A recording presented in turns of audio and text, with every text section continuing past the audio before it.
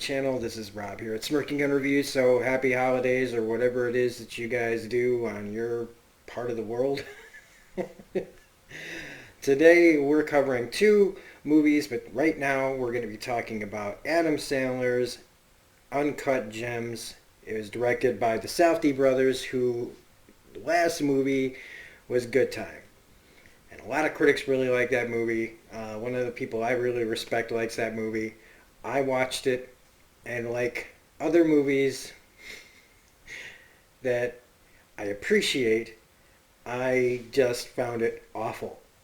But the thing is like, that being said, I appreciated the acting, the production, and the thing that I really appreciated was the realism. That's what the Safdie brothers do best to me, is create real people in the real world. And that's what did me in. I'm always talking about how I like more realism in movies. And I did like that. I just didn't like the movie because I just found the person so awful. And it's one of those be careful what you wish for situations where you wanted real Rob, well now you got it. And here we are with Uncut Gems, and they haven't missed a beat. This movie is drenched in realism. This is what people are like, and I think that that's something that I just got to get used to. But I do appreciate this movie quite a bit. I also appreciate the Adam Sandler, who can act when he wants to. Like, I don't know what it is about the movies that he makes with his production company. If you like them, fine. I mean, I like Happy Gilmore. That's, yeah. I know I like The Wedding Singer. And I think I even like The Waterboy's fine, I guess. But most of it, like, most of his catalog, I just don't care for. It's just not for me. Even ones that some people are like, well, what about Billy Madison? No. What about Mr. Deeds? No. What about the one where he's like the kid, he adopts the kid? I don't even remember what that one's called. And anything they did on Netflix in the past, like basically the past 20 years. But I did like movies like Punch Drunk Love, and the one about with him and Don Cheadle that had the Eddie Vedder song in it, and it escapes me right now. Even Spanglish I liked. And there's some stuff, the Meyerowitz stuff that was on Netflix. I like that too. And he's really, really good in this. In fact, everybody's really good in this. Julia Fox, Kevin Garnett, Idina Menzel, Jonathan Aranbeyev, Jacob Igieleski, Noah Fisher, Lakeith Stanfield, man. Lakeith Stanfield just keeps knocking it out. Eric fucking Bogosian. I love Eric Bogosian. Keith William Richards, Tommy Kamenik. There's a couple of guys. Judd Hirsch. There's a guy in here though that he gives me John Amos. If you don't know who John Amos is, well, he was on Good Times. He was the dad on Good Times. There's a great Good Times reference. The whole point of him in this movie is just for the reference, and it's hilarious. But he was also in Die Hard 2. He's the one that I'll sometimes bring up the line, no, I'm an asshole. I'm just your kind of asshole. He's in this. But there's a guy in here that I don't know if I've even seen him in anything before. He's like a heavy for Eric Bogosian's character. And I don't know if I see him. I don't see him in here. I don't listen. Wow, is this guy? He's a hard dude.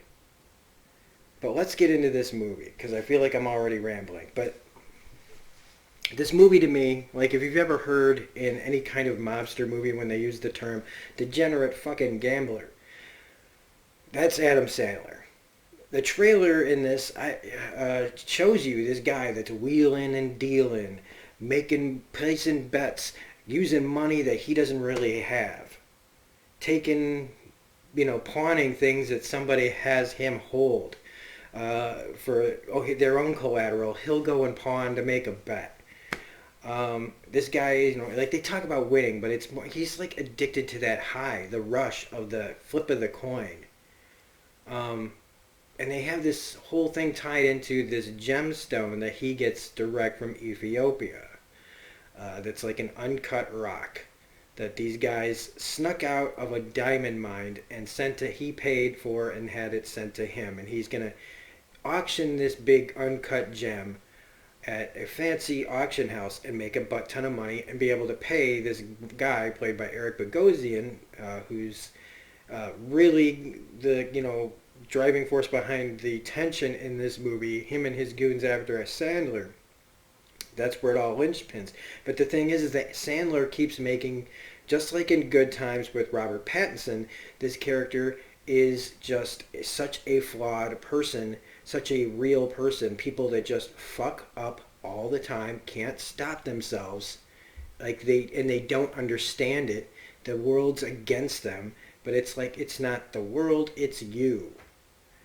Even people in this that don't like him keep giving him chances to get himself out of it, and it's like as soon as he sees like daylight, he can't help but bury himself again just for the possibility of the win. And how this affects his whole life and everybody that knows him and all the relationships he has. And it's fantastic and hypnotic to watch.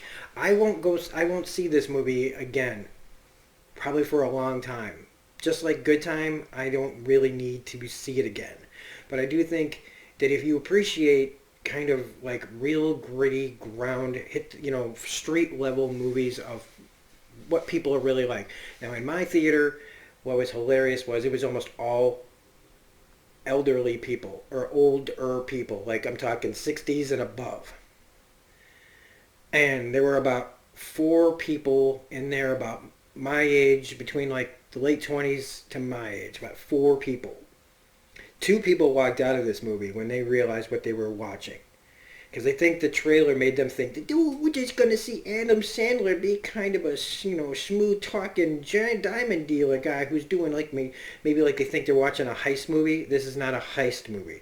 People were uncomfortable because I don't think they probably know of the Safdie brothers. They don't know the history of the Safdie brothers. So instead of seeing Star Wars or Frozen 2 or whatever the fuck, go see Call of the Wild. This whole theater was just filled with old people. I'm not saying that old people can't appreciate movies like this. I'm saying that they didn't know going into this that this was the movie they were going to see when it all played out. Because there's just a lot of people yelling and talking over each other and lots of really vulgar language. It's dealing with street level hustlers, the diamond dealers, the NBA, the mobsters, the people that, place bets, bookies, all the kind of seedy things that go with gambling, and how some places that look all legit and fancy are just as seedy and underhanded, and just it's all real ugly. Just like Good Time, it's all really ugly. And it's one of those movies where after knowing their style of movie and storytelling, I didn't have any kind of doubts at how this was going to turn out. I was just waiting for it to really just collapse in on itself. It did a really good job at keeping me guessing, though. There were a couple of twists and turns, and guess what, guys? I'm not spoiling the movie because this is a brand new movie, at least recently. It came out on the 13th, but it didn't get the nationwide release until today, I believe. There are some twists that kind of make you go, "Oh, that's what's going on here with this part of a part of the story." But it's really a character piece. It's watching this person who just can't stop.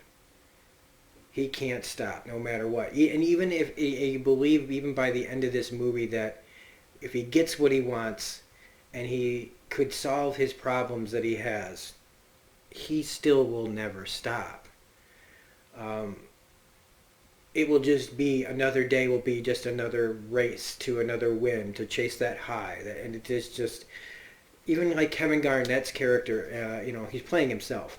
And I could have looked up, this all hinges on the Boston Philadelphia Sixers. I from 2012. I could have cheated and looked at what the score was or whatever, but I didn't. And even his character, his person, it's a fictionalized version of Kevin Garnett playing Kevin Garnett. I don't know if he really believed in this part, but he becomes obsessed with the stone too.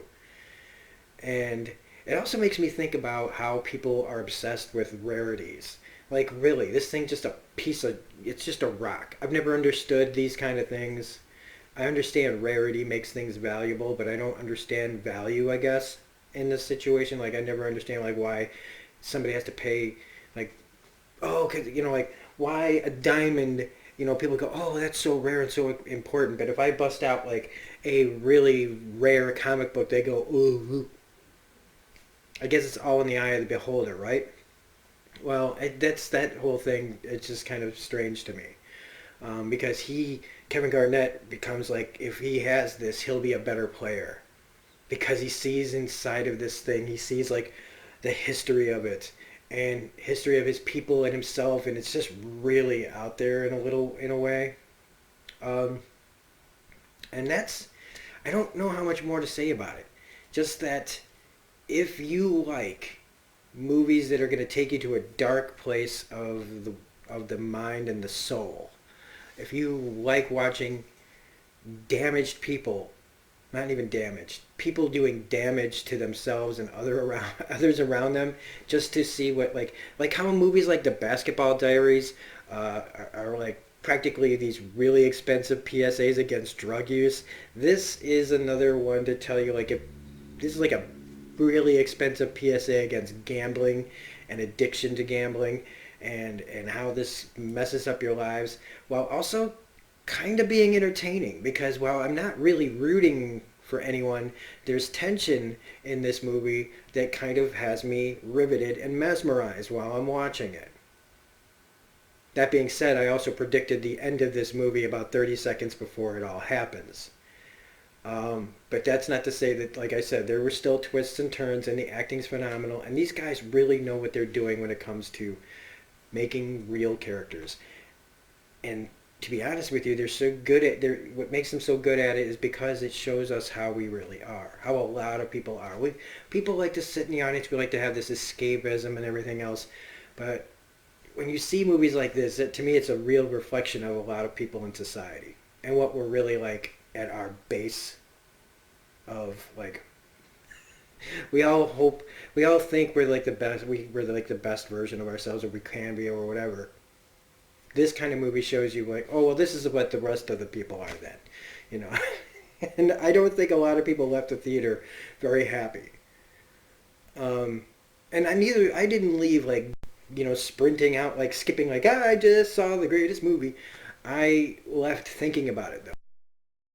I left thinking about how I just wish Adam Sandler was in more stuff like this. And to be honest with you, I wish he would just if he wants to keep his Happy Madison production going and just let people just collect the checks from the people who want to use your production company to get their movies, because he's got more money than God, right? And just star in stuff like this. Oh, I really, because he's that guy that I really want to I really want to root for. But when he makes movies like Pixels, and then the Ridiculous Six and everything else that's around that, it makes me go, what is wrong with you? Do you really need the studios to pay for you to have people go on, have you go on another vacation with all your friends? When I know you can do this. He should be nominated for an Oscar or a Golden Globe or both.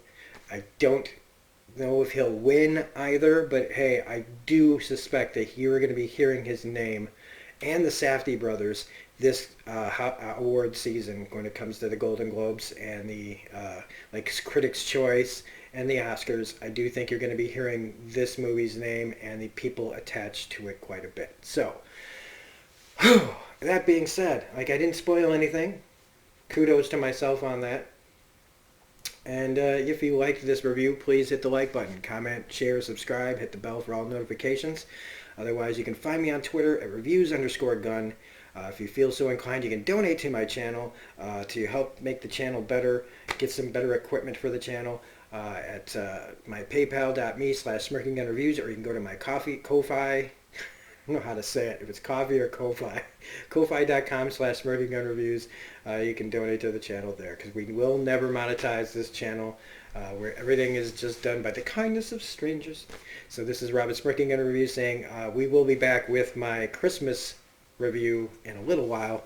I have like 2 holiday shirts. This is my Keep the Change, You Filthy Animal from Home Alone because that's my sense of humor when it comes to the holidays. So this is Rob saying, have a great day. Check out this movie, seriously. Like I said, I don't ever really need to see it again, maybe not for a long while, but it's definitely worth a check out if you like and want to support more independent films and original films and things that aren't, huge giant blockbusters that cause the community to like collapse in on itself. So, great day, and we will see you on the next video. Bye.